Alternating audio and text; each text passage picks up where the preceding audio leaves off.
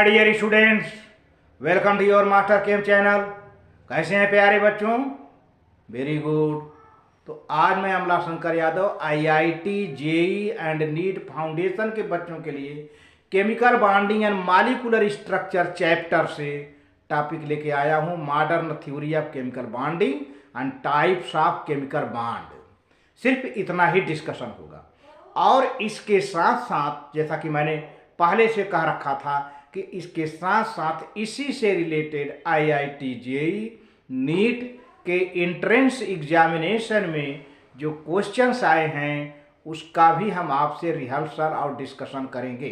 तो प्यारे बच्चों देखिए कैसे होता है जो है केमिकल बॉन्डिंग, क्या है इनर्टनेस ऑफ नॉबल गैसेज क्या है, इसके बारे में हमने डिस्कशन पिछले वीडियो में कर लिया था और ये भी कुछ किया था कि कहीं कहीं ऑक्टेट रूल लागू होता है, कहीं कहीं नहीं होता है।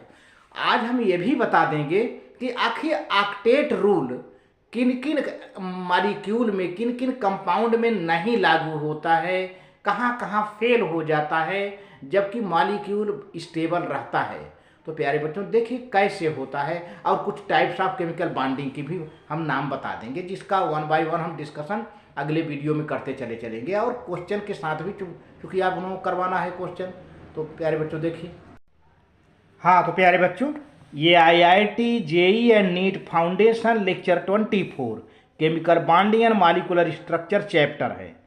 अब इसमें कुछ पॉइंट्स है। पहले पॉइंट देखिए कि क्या है, कहाँ ऑक्टेट रूल फेल हो जाता है। मैं उन कंपाउंड का नाम पहले आपको बताते चलूँ। It was found that even noble gases combine to form compounds such as xenon difluoride XeF2, krypton difluoride KrF2, XeO3 xenon trioxide etcetera. The octet rule is failed for some compounds like BF3, AlCl3, PCl5, SF6, XeF2, KrF2, XeO3 etcetera. इन सब चीज़ों में octet rule fail हो जाता है। मैंने बताया था कि कुछ इनर्ट एलिमेंट ज़्यादातर केमिकली इनएक्टिव होते हैं, इनर्ट होते हैं, लेकिन कुछ कंडीशन में जेनान, क्रिप्टन ये कंपाउंड बनाते हैं, जैसे XeF2, KrF2, XeO3 कुछ कंडीशन में, जिसका हम आगे चल करके आपसे डिस्कस करेंगे। अच्छा, अब modern theory of chemical bonding क्या है? Modern theory of chemical bonding, according to modern theory of chemical bonding atoms form bonds since it leads to decrease in energy. तो प्यारे बच्चों केमिकल बॉन्डिंग जब बनती है, 2 एटम, 3 एटम, 4 एटम या more than 4 atom chemical bonding जब बनती है तो बॉन्ड बनने के बाद मॉलिक्यूल की एनर्जी डिक्रीज हो जाती है और डिक्रीज होने पर मॉलिक्यूल स्टेबल होता है। अगर केमिकल बॉन्ड बनेगा तो एनर्जी डिक्रीज होगी, केमिकल बॉन्ड नहीं बनेगा तो एनर्जी तो जब ज़्यादा होगा, इनर्ट एलिमेंट होगा, तो देखिए इसमें 2 चीज़ हैं, अट्रैक्टिव फोर्स, रिपल्सिव फोर्स, तब एनर्जी डिक्रीज नहीं होगी। जैसे देखिए व्हेनेवर 2 एटम्स, जब भी 2 atoms come close both attractive और रिपल्सिव फोर्स ऑपरेट्स, जब भी 2 एटम एक दूसरे के पास आते हैं तो दोनों फोर्स लगता है, अट्रैक्टिव फोर्स और रिपल्सिव फोर्स। लेकिन अब उसमें if the magnitude of attractive force is more than those of repulsive force the potential energy of system decreases and chemical bond is form. तो प्यारे बच्चों जब 2 एटम एक दूसरे के नज़दीक आते हैं, क्लोज में आते हैं, when 2 atoms come close together 2 forces begin to operate, attractive force और रिपल्सिव फोर्स, 2 फोर्स लगना शुरू हो जाते हैं, अट्रैक्टिव फोर्स, रिपल्सिव फोर्स। लेकिन उसमें अट्रैक्टिव फोर्स ज़्यादा पड़ जाता है जब रिपल्सिव फोर्स से, तब पोटेंशियल एनर्जी डिक्रीज कर जाती है और केमिकल बॉन्ड बनता है। लेकिन अगर अट्रैक्टिव फोर्स कम पड़ गया, रिपल्सिव फोर्स ज़्यादा हो गया, तब पोटेंशियल एनर्जी डिक्रीज नहीं होगी और बॉन्ड नहीं बनेगा। तो for example 2 hydrogen atoms combine to form H2 molecules. जब 2 हाइड्रोजन एटम एक दूसरे के पास आएंगे तो अट्रैक्टिव फोर्स ज़्यादा होगा, रिपल्सिव फोर्स कम होगा और H2 मॉलिक्यूल बन जाता है। लेकिन वहीं पर इसी के in contrast 2 helium atoms do not combine to form He2 helium molecule. यहीं पर 2 हीलियम एटम अगर एक दूसरे के पास में आए तो He2 मॉलिक्यूल नहीं बनता, since repulsive force dominates over the attractive force, repulsive force is greater than attractive force, तो बॉन्ड नहीं बनेगा। तो प्यारे बच्चों सीधी सी बात है, जब अट्रैक्टिव फोर्स ज़्यादा होगा रिपल्सिव फोर्स से तो बॉन्ड बनेगा, और जब रिपल्सिव फोर्स ज़्यादा होगा अट्रैक्टिव फोर्स से तो बॉन्ड नहीं बनेगा। ये बात कहने का मतलब यहाँ पर ये है, मॉडर्न थ्योरी बताता है। अब प्यारे बच्चों केमिकल बॉन्ड कितने टाइप के हैं? The important types of chemical bonds are ionic bond, जिसको हम इलेक्ट्रोवायलेंट बॉन्ड भी कहते हैं, जिसको हम आयनिक बॉन्ड या इलेक्ट्रोवायलेंट बॉन्ड कहते हैं। Covalent bond, coordinate bond, metallic bond, hydrogen bond, van der Waals interaction type का बॉन्ड, वीक फोर्स जहाँ लगे, कोहेसिव फोर्स, अधेसिव फोर्स, यह भी एक प्रकार का बहुत ही कम रेयर में देखने को मिलता है, तो इसका भी डिस्कशन होगा। तो इसमें सिर्फ इतना ही मैं डिस्कशन कर रहा हूँ। अब 1 बाय 1 अगले वीडियो में 1 बाय 1 हर एक 2-2 बॉन्ड को, एक बॉन्ड को समझाते हुए आपसे क्वेश्चन का डिस्कशन करूँगा। अब इससे पहले रिलेटेड क्वेश्चन देख लिया जाए, जो क्वेश्चंस आपके IIT JEE नीट में आए हुए हैं उनका सबसे बड़ा इम्पॉर्टेंट है एक्सरसाइज करवाना। तो देखिए प्यारे बच्चों क्वेश्चन क्या है, पहले क्वेश्चन देखिए। Which of the following statement concerning elements with atomic number 10 is true? ठीक है प्यारे बच्चों, क्वेश्चन आपका यही है कि which of the following statement concerning elements with atomic number 10 is true? एक एलिमेंट है जिसका एटॉमिक नंबर 10 है, उसके बारे में 4 स्टेटमेंट यहाँ नीचे दिया गया है, कौन सही हो सकता है? It forms covalent network of solids, ये तो होगा नहीं। It's molecules are mono atomic, तो यही सही है प्यारे बच्चों, क्योंकि एक्चुअली इसका एटॉमिक नंबर 10 है, तो आप समझ जाओ कि यह एक प्रकार का इनर्ट एलिमेंट है। तो इनर्ट एलिमेंट भी होता है और मॉलिक्यूल भी होता है, और कैसा मॉलिक्यूल? मोनो एटॉमिक, एक एटम का मॉलिक्यूल। ये बहुत बड़ी ऊंची बात है। जितने इनर्ट एलिमेंट हैं वो एटम भी होते हैं और एक एटम का मॉलिक्यूल भी होते हैं। मोनो एटॉमिक मॉलिक्यूल कौन है? Inert element. तो आपका ऑप्शन प्यारे बच्चों बी सही है। The atoms with atomic number 10 do not combine with each other since it is an inert gas according to electronic configuration 2-8। Electronic configuration कर दिया जाए तो 2-8 आएगा, और आउटर मोस्ट सेल में 8 इलेक्ट्रॉन मिल गया, 8 इलेक्ट्रॉन मिल गया। इसका मतलब यह है इनर्ट एलिमेंट है।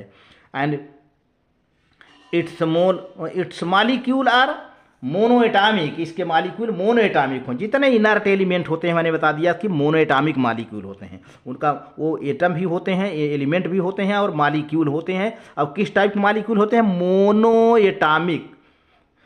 अच्छा next question, Which of the following compound does not follow octet rule? Octet rule कौन फॉलो नहीं करता? कार्बन डाइऑक्साइड तो फॉलो करेगा, फास्फोरस ट्राइक्लोराइड भी फॉलो करेगा, आयोडीन क्लोराइड भी फॉलो करेगा, और ClF3 फॉलो नहीं करेगा।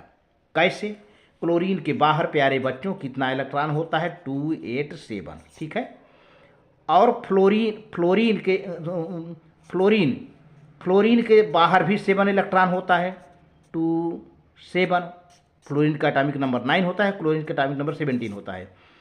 अब फ्लोरीन और क्लोरीन के 3 ही फ्लोरीन है, 3 फ्लोरीन है, तो 3 फ्लोरीन अपना इलेक्ट्रॉन शेयर करके जो है कोवेलेंट बॉन्ड बना लेगा। तो फ्लोरीन का ऑक्टेट हो गया और क्लोरीन का ऑक्टेट नहीं हो पा रहा है। फ्लोरीन तो अपना ऑक्टेट कर लेता है, लेकिन क्लोरीन अपना ऑक्टेट पूरा नहीं कर पाता। देख लीजिए 2 2 4 2 6 6 4 10, तो क्लोरीन के आउटर मोस्ट सेल में कितना इलेक्ट्रॉन है? 10 इलेक्ट्रॉन हो गया। बॉन्ड बनाने के बाद। तो यह जो है ClF3 does not follow octet rule. Central atom chlorine है 10 इलेक्ट्रॉन्स। देख लीजिए क्लोरीन का 7 इलेक्ट्रॉन है ना, 4 यहाँ पर है, 1 2 3 4 5 6 7 क्लोरीन का हो गया। अब फ्लोरीन का एक एक इलेक्ट्रॉन क्रॉस में दिखाया हूँ मैं, तो ये बॉन्ड बना लिया फ्लोरीन, तो फ्लोरीन का ऑक्टेट पूरा हो गया। 7 तो था ही, एक मिल गया क्लोरीन से, तो क्लोरीन का भी 7 था ना, तो एक अपना शेयर कर रहा है, एक अपना शेयर कर रहा है। देखिए इधर 2 2 ठे है, 2 2 4 2 6 और 2 8, फिर 2 2 4 2 6 और 2 इधर आ गया 8, इधर भी ऐसे 2 2 4 2 6 और इधर 2 8 हो गया। तो fluorine is completing it's octet. लेकिन क्लोरीन को क्या हो गया, इधर 2 मिला, इधर 2 मिला, इधर में 2 मिला, 6 ऐसे हो गया, 2 2 4 2 6 और 4 यहाँ बचा हुआ है क्लोरीन का, 4 6 10। तो ये ऑक्टेट रूल को फॉलो नहीं कर रहा है। तो इस तरह से आपका आंसर प्यारे बच्चों, आपका आंसर प्यारे बच्चों डी सही होता है। आपका आंसर डी सही होता है। अब अगला question, which of the following is an ionic compound. प्यारे बच्चों आयनिक कंपाउंड मेटल और नॉन मेटल के बीच में बनता है। ध्यान दीजिए, जब भी आयनिक कंपाउंड की बात हो मेटल और नॉन मेटल के बीच में बनता है, तो आपको आयनिक कंपाउंड को सर्च करना है। सल्फर ट्राईऑक्साइड ना, ये नहीं होगा, क्योंकि सल्फर भी नॉन मेटल है, ऑक्सीजन भी नॉन मेटल है, यहाँ मेटल और नॉन मेटल होना चाहिए। आयोडीन क्लोराइड दोनों नॉन मेटल हैं, ये भी नहीं होगा। पोटेशियम आयोडाइड ये ही हो जाएगा, क्योंकि पोटेशियम मेटल है, आयोडीन नॉन मेटल है। तो आपका आंसर सी सही हो जाता है यहाँ पर। इस क्वेश्चन पोटेशियम आयोडाइड यह आयनिक कंपाउंड है। तो potassium iodide is an ionic compound because ionic compound is always formed between metal and non metal. तो आपका आंसर प्यारे बच्चों सी सही जाता है। आगे देखिए,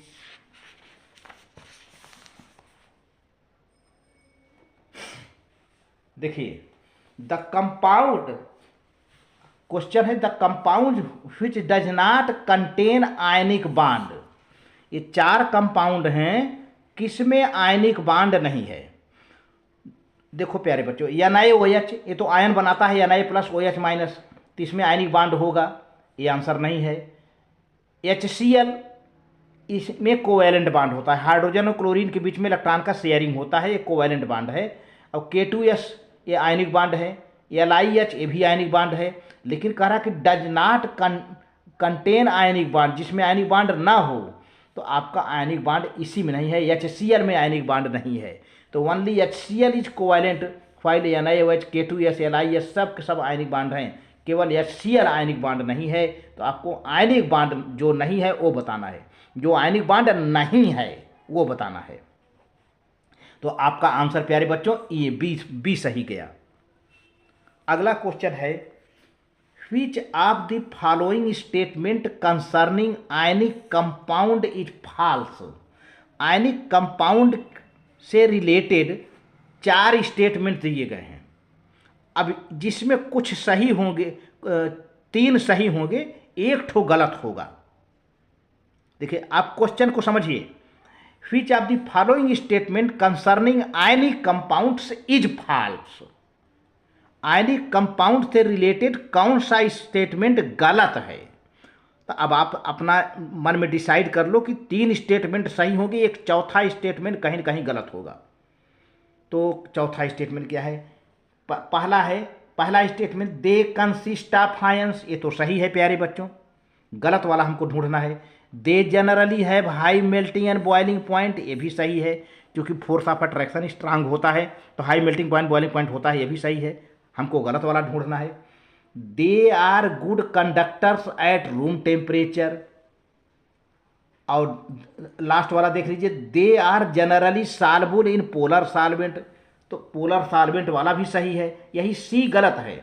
good conductor at room temperature कोई ज़रूरी नहीं है ना, रूम टेम्परेचर पर कंडक्ट करे, यह स्टेटमेंट गलत है आयनिक कंपाउंड के से रिलेटेड, कि रूम टेम्परेचर पर they are not good conductor, यहाँ तो गुड कंडक्टर कह रहा है। तो ये स्टेटमेंट इस तरह से प्यारे बच्चों आपका सी आंसर सही जाता है, यही स्टेटमेंट गलत है। क्या कहा गया है, they are good conductor at room temperature, ऐसा नहीं है। अगला क्वेश्चन प्यारे बच्चों, in which of the following solvent, नीचे 4 ठे सॉल्वेंट दिए गए हैं, नीचे 4 प्रकार के सॉल्वेंट हैं।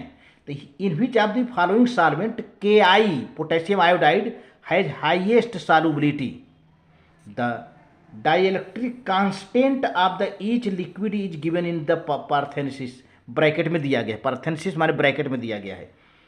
देखिए प्यारे बच्चों, इस क्वेश्चन का मतलब यह है कि 4 सॉल्वेंट नीचे ABCD में दिया गया है, चारों सॉल्वेंट में से किस में पोटेशियम आयोडाइड बड़ी तेजी से घुल जाएगा। तो पहले तो समझो कि पोटेशियम आयोडाइड एक पोलर कंपाउंड है। पोलर माने जिसमें +-4 आयन हो, आयन बने, पोटेशियम प्लस आयोडीन माइनस, तो पोलरिटी है, इसमें पोलर है। तो अब जिसका डाई इलेक्ट्रिक कांस्टेंट ज़्यादा होगा उसी में ये तेज़ी से घुल जाएगा। तो प्यारे बच्चों, ये बेंजीन है C6H6, इसका डाई इलेक्ट्रिक कांस्टेंट 0 दिया गया है, इसमें नहीं घुलेगा। आ जाइए acetone CH3CO, die electric constant 2 है, इसमें भी नहीं घुलेगा, बहुत कम है। CH3OH मेथेनॉल, डाइलेक्ट्रिक कांस्टेंट 32 है। और तीसरा है, चौथा कार्बन टेट्राक्लोराइड, डाइलेक्ट्रिक कांस्टेंट 0 है। तो इन सब में देखा जाए डाई इलेक्ट्रिक कांस्टेंट मेथेनॉल का ज़्यादा है, CH3OH 32 है, और इसमें पोटेशियम आयोडाइड घुल जाएगा, क्योंकि पोलर कंपाउंड उस सॉल्वेंट में सॉल्युबल होता है जिसका डाई इलेक्ट्रिक कांस्टेंट मैक्सिमम हो, ज़्यादा से ज़्यादा हो डाइलेक्ट्रिक कांस्टेंट, उसी में पोलर कंपाउंड घुल जाता है, डिजॉल्व हो जाता है। तो क्वेश्चन है, in which of the following solvent potassium iodide has highest solubility, solvents are given in the bracket here. तो सभी सॉल्वेंट दिए, बेंजीन दिया है, एसीटोन दिया है, मेथेनॉल दिया है, कार्बन टेट्राक्लोराइड दिया है विद दियर डाइलेक्ट्रिक कांस्टेंट। तो यहाँ पर मेथेनॉल का डाइलेक्ट्रिक कांस्टेंट 32 है, इसलिए मेथेनॉल में पोटेशियम आयोडाइड घुल जाएगा। प्यारे बच्चों, आपका ऑप्शन C सही होता है यहाँ पर आपका ऑप्शन। तो अगला जो है तो वीडियो प्यारे बच्चों अच्छा लगे तो लाइक करके सब्सक्राइब कर देना, शेयर ज़रूर कर देना, और मास्टर केम चैनल IIT JEE नीट की तैयारी कर रहे सभी स्टूडेंट्स की शुभकामना चाहता है, उनके सिलेक्शन के बारे में ईश्वर से प्रार्थना करता है। I pray to God for your good selection with in NEET IIT JEE। Thank you very much.